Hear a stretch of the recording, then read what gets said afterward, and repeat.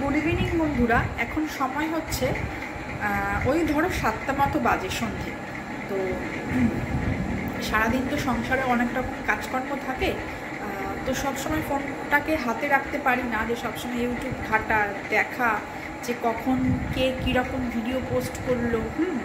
তো এই আপডেটগুলো সবসময় থাকে না।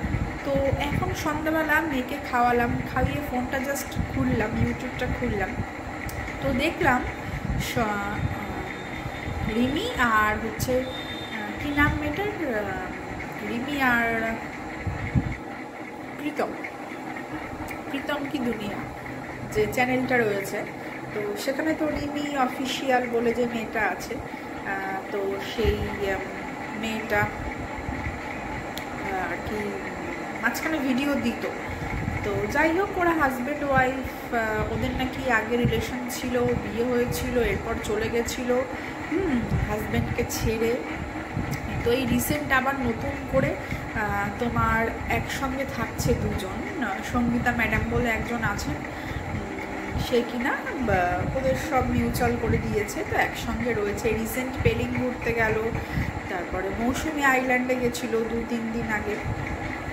তো যাই হোক, এইসব ভিডিও তো আমরা দেখতে পেয়েছি, তোমরাও দেখেছো, সবই ঠিক আছে। তো যাই হোক, ঠিকই চলছিল, সব ঠিকঠাক ছিল। তো এখন ফোনটা খুলে দেখি এরকম ভিডিও। তারপরে পিঙ্কি পাল আছে, রিমির মা, তো সেই পিঙ্কি পাল বলেও সেই ভদ্রমহিলা, তো দেখলাম ভিডিও করেছে সকালবেলায় একটা ভিডিও, তো দেখলাম সেই ভিডিওতে দিয়েছে যে এরকম মেয়েকে এরকম সব বলেছে, মেয়ে সেখান থেকে বেরিয়ে এসেছে। তো এই নিয়ে মেয়ে জামাইও কার সাথে তাল মেলাচ্ছে এই কথা বললো।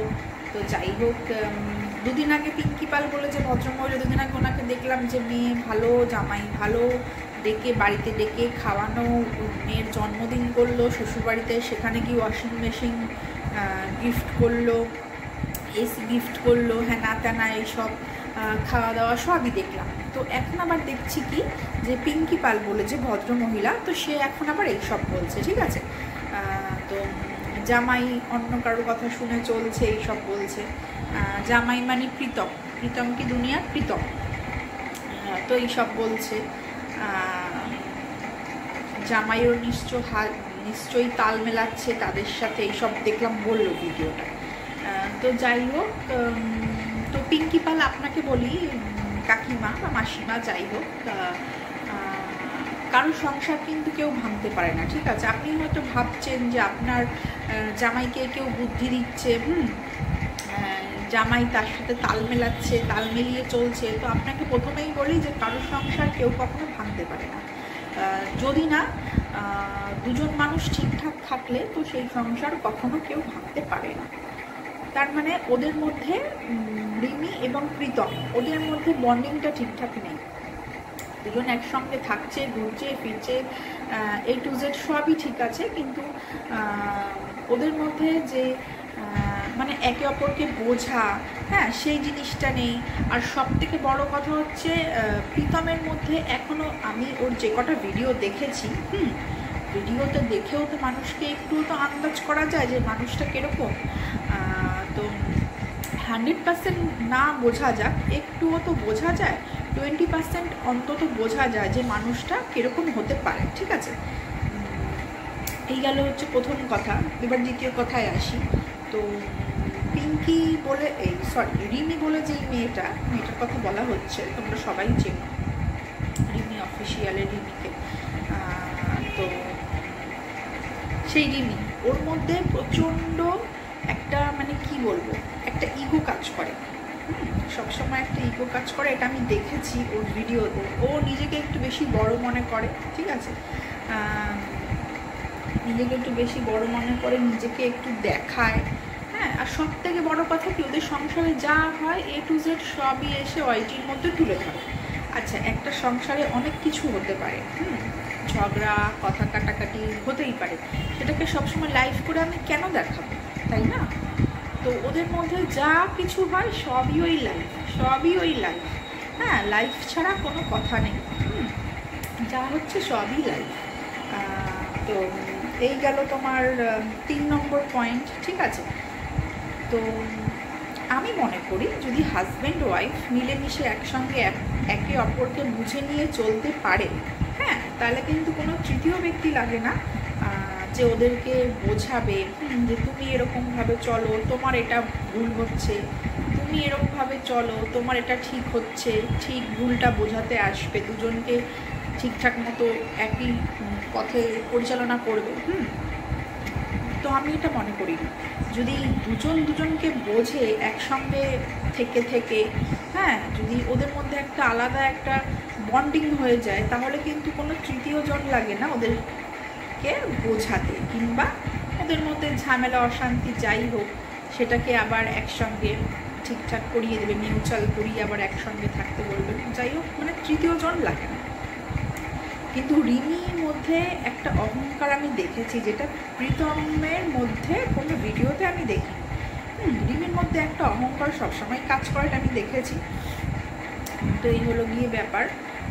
তো কথায় কথায় কিছু বললেই রিমি এখন দেখছি বাড়ি ছেড়ে বেরিয়ে যাচ্ছে, বাড়ি ছেড়ে চলে যাচ্ছে, ঠিক আছে। আর ছেলেদেরকেও এটা বুঝতে হবে, ছেলের বাড়ির লোককেও এটা বুঝতে হবে যে একটা মেয়ে তার বাবা মা ভাই বোন সবাইকে ছেড়ে যখন একটা ছেলের বাড়িতে থাকতে আসে, তখন তার সাথে নিশ্চয়ই এরকম কোনো ব্যবহার করা উচিত না যেটা গিয়ে তার মনের মধ্যে লাগে, কিংবা এরকম কোনো কথা বলা উচিত না যেটা গিয়ে তার একদম মানে যে কথাটা গিয়ে তার এতটা খারাপ লাগে, তার মনে প্রচুর পরিমাণে কষ্ট হয়, কিংবা তার প্রচুর পরিমাণে মনে খারাপ লাগে সেই কথাটা, ঠিক আছে। তো এটা ছেলের বাড়ির লোককেও বুঝতে হবে, তার হাজব্যান্ডকেও বুঝতে হবে, হাজব্যান্ডের বাবা মা থাকলে তাকেও বুঝতে হবে, ভাই বোন থাকলে তাকেও বুঝতে হবে। আরে বাবা, মেয়েটা সবাইকে ছেড়ে একটা অন্য বাড়িতে, একটা অন্য জায়গায় সবার সঙ্গে থাকতে এসেছে, থাকছে, তাকে কেন আমি উল্টো পাল্টা কথা বলতে যাব? একটা ছেলেকেও বুঝতে হবে, ছেলের বাড়ির লোককেও বুঝতে হবে। তো যেটা বলছিলাম, একটা ছেলেকে বুঝতে হবে, ছেলেটাকেও বুঝতে হবে, ছেলের বাড়ির লোককেও বুঝতে হবে যে একটা মেয়ে যখন নিজের সব কিছু ছেড়ে শ্বশুরবাড়িতে আসে, তো তখন সেই মেয়েটার সাথে সেরকমভাবেই ব্যবহার করা উচিত, বা সেরকমভাবেই কথাবার্তা বলা উচিত যাতে কিনা কোনো রকম কথা নিয়ে তার খারাপ লাগে কিংবা মনে লাগে। তবুও আমরা সবাই তো বিভিন্ন রকম কাজের একটা প্রেশারের মধ্যে থাকি, তো হয়তো সবসময় এটা মাথায় থাকে না, কোনো সময় হয়তো কোনো কথা হয়তো ভুলবশত মুখ থেকে বেরিয়ে আসে, তো জানি সবসময় এটা মাথায় থাকে না, কিন্তু থাকে না তো বললে হবে না, এটা মাথায় রাখতে হবে, ঠিক আছে। তো এখন তো দেখছি পিঙ্কি পাল সকালবেলা ফোনটা খুলে এই সমস্ত ভিডিও করছে, জামাইকে খারাপ বলছে, হ্যাঁ। তো ওদের আগে দেখছিলাম জামাইকে ভালো বললো, জামাইকে নিমন্ত্রণ করে খাওয়ালো, এইসব হলো। তো যাই হোক, এইটা প্রথম এরকম হচ্ছে ওদের মধ্যে, এটা বলবো না, এর আগেও অনেক ভিডিও দেখেছি। তো 9 মাস আগেও এরকম হয়েছিল, এই ঘটনাটা ঘটেছিল। তো এই নিয়ে নানান রকম ভিডিও হয়েছে, রিমি চলে গেছে, রিমি এসেছে, রিমি ওর বাবাকে অনেক বাজে বাজে কথা বলেছে, মাসিদের সঙ্গে সম্পর্ক খারাপ করেছে, অনেক এই নিয়ে ভিডিও হয়েছে, অনেক কী হয়েছে। তো যাই হোক, আমার মনে হয় কি, রিমি এবং প্রীতম দুজনেই কিন্তু দেখবে খুব অল্প বয়স, লেখাপড়া ঠিকমতো করেনি, প্রথম কথা, সেরকম কোনো কাজবাজ করে না, এই ইউটিউব নিয়েই থাকে।